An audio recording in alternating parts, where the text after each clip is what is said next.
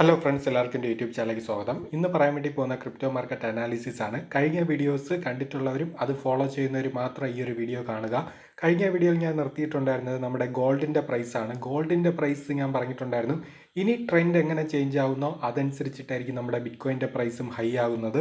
നിങ്ങൾക്ക് ഇവിടെ കാണാൻ വേണ്ടി പറ്റും, നമ്മുടെ ഗോൾഡിൻ്റെ പ്രൈസ് എന്ന് പറയുന്ന ട്രെൻഡ് ചേഞ്ചായി ഡൗൺ എന്ന രീതിയിലാണ് വന്നത്. പക്ഷേ അടുത്തൊരു സപ്പോർട്ട് ലെവലിൽ നിന്നും ട്രെൻഡ് ഹൈ എന്ന രീതിയിലോട്ടാണ് മാർക്കറ്റ് വന്നുകൊണ്ടിരിക്കുന്നത്. അതിൻ്റെ ഫലമായിട്ട് നിങ്ങൾക്ക് ബിറ്റ്കോയിൻ്റെ പ്രൈസും കാണാൻ വേണ്ടി പറ്റും. പുതിയൊരു ഹൈ എന്ന രീതിയിലോട്ടാണ് മാർക്കറ്റ് നമ്മുടെ ബിറ്റ്കോയിൻ്റെ പ്രൈസ് റെഡിയായി നിൽക്കുന്നത്. അതനുസരിച്ച് ആൾട്ട് കോയിൻസിൻ്റെ പ്രൈസും പോകുന്നതായിരിക്കും. ഗോൾഡിൻ്റെ പ്രൈസ് പുതിയ ഹൈയിലോട്ട് വരികയാണെങ്കിൽ നമ്മുടെ ബിറ്റ്കോയിൻ്റെ പ്രൈസ് നേരത്തെ പുതിയ ഹൈ ബ്രേക്ക് ചെയ്തുകൊണ്ട് പുതിയൊരു ഹൈ എന്ന ലെവലിൽ 95,000 ചിലപ്പോൾ 1,00,000 USD വരെ ആണെങ്കിൽ ടച്ച് ആകാം. പക്ഷേ ഗോൾഡിൻ്റെ പ്രൈസ് ക്രാഷ് ആവുകയാണെങ്കിൽ ബിറ്റ്കോയിൻ്റെ പ്രൈസും ക്രാഷ് ചെയ്ത് പോകുന്നതായിരിക്കും. അതുകൊണ്ടാണ് ഞാൻ കഴിഞ്ഞ വീഡിയോസിലെല്ലാം വ്യക്തമായി പറഞ്ഞിട്ടുണ്ടായിരുന്നു, നിങ്ങൾ സെല്ല് സ്റ്റാർട്ട് ചെയ്യുക. സെല്ല് എന്ന് പറയുന്നത് 15 അല്ലെങ്കിൽ 20% നിങ്ങളുടെ കയ്യിലുള്ള ഓരോ നല്ല പ്രോജക്റ്റും ക്വാണ്ടിറ്റി അനുസരിച്ചാണ് പറഞ്ഞത്. 15 to 20 അല്ലെങ്കിൽ 25% വരെ സെല്ല് പ്രോഫിറ്റ് ബുക്ക് ചെയ്യാൻ വേണ്ടി ശ്രമിക്കുക.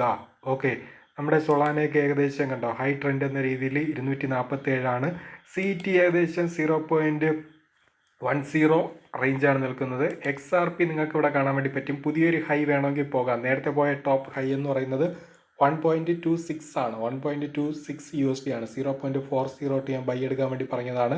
ഞാൻ പറഞ്ഞിട്ടുണ്ടായിരുന്നു, ഒരു USD മുകളിൽ പോകുമ്പോൾ നിങ്ങൾക്ക് വേണമെങ്കിൽ ആവറേജ് സെല്ല് വേണമെങ്കിൽ സ്റ്റാർട്ട് ചെയ്യാം. പക്ഷേ നമ്മുടെ ഷിബയൊന്നും വീണ്ടും ഹൈ എന്ന രീതിയിലോട്ട് വരുന്നില്ല. പക്ഷേ ഇവിടെ നിന്ന് വേണമെങ്കിൽ ട്രെൻഡ് വേണമെങ്കിൽ വീണ്ടും ചേഞ്ച് ആകാം. ഓക്കെ, നമ്മുടെ ബിറ്റ്കോയിൻ്റെ പ്രൈസ് ക്രാഷ് ആവാതെ നിൽക്കുകയാണെങ്കിൽ.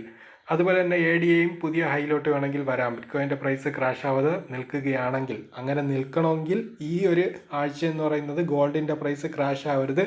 ഒന്നുകിൽ സൈഡ് വൈസ് നിൽക്കണം, ഇല്ലെങ്കിൽ ഗോൾഡിൻ്റെ പ്രൈസ് എന്ന് പറയുന്നത് പുതിയ ഹൈയിലോട്ട് പോകണം. വെർജും നമുക്ക് നോക്കാം. വെർജും കണ്ടോ ഏകദേശം 0.0082 ആണ് നേരത്തെ പോയത്. ഇപ്പോഴത്തെ പ്രൈസ് 0.0071 ആണ്.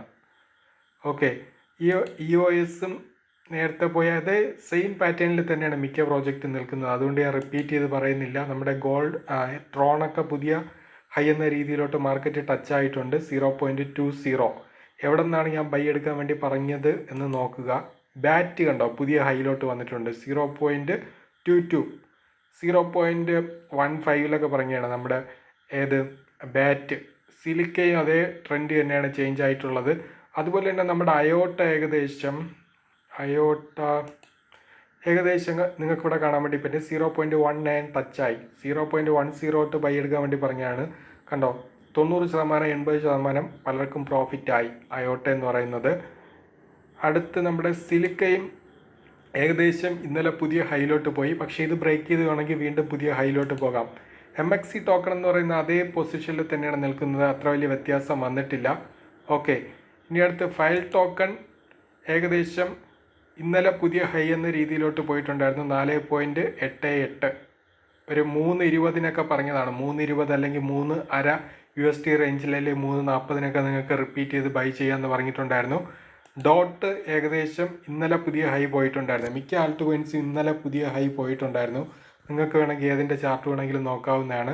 ഡോട്ട് ഏകദേശം 6.12 4 USD ആണ് പറഞ്ഞത്. മിക്ക പ്രോജക്റ്റ് ആവറേജ് 50% മുകളിലാണ് ഹൈ എന്ന രീതിയിൽ നിൽക്കുന്നത്. സെൽ ടാർഗറ്റ് ഞാൻ കൂടുതലാണ് പറഞ്ഞിട്ടുള്ള മിക്ക പ്രോജക്റ്റും.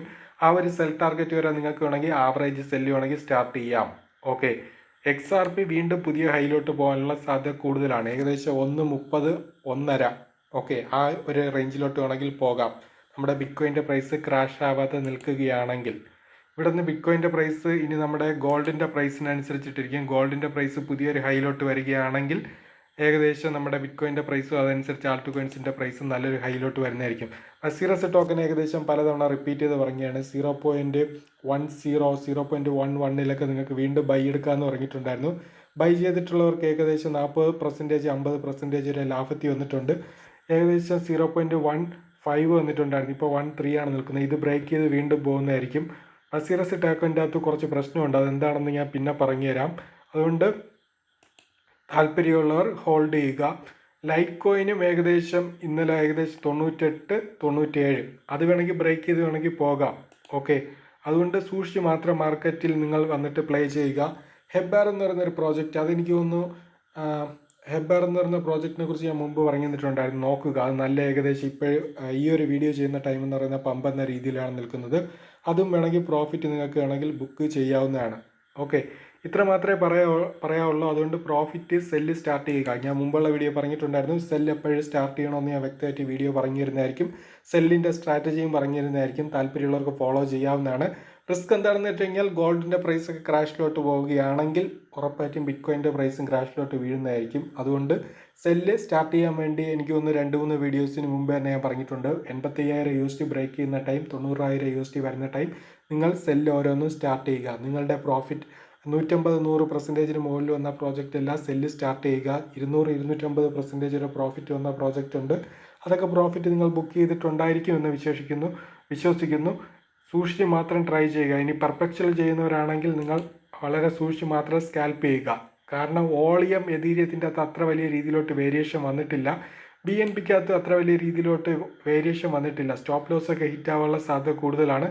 അതുകൊണ്ട് ബിറ്റ്കോയിൻ്റെ അകത്ത് നല്ല രീതിയിൽ വോളിയം ഉണ്ട്. അതുകൊണ്ട് ബിറ്റ്കോയിൻ്റെ അകത്ത് മാത്രം വന്നിട്ട് സ്കാൽപ്പ് ചെയ്യുന്നതായിരിക്കും കുറച്ചുകൂടി നല്ലത്.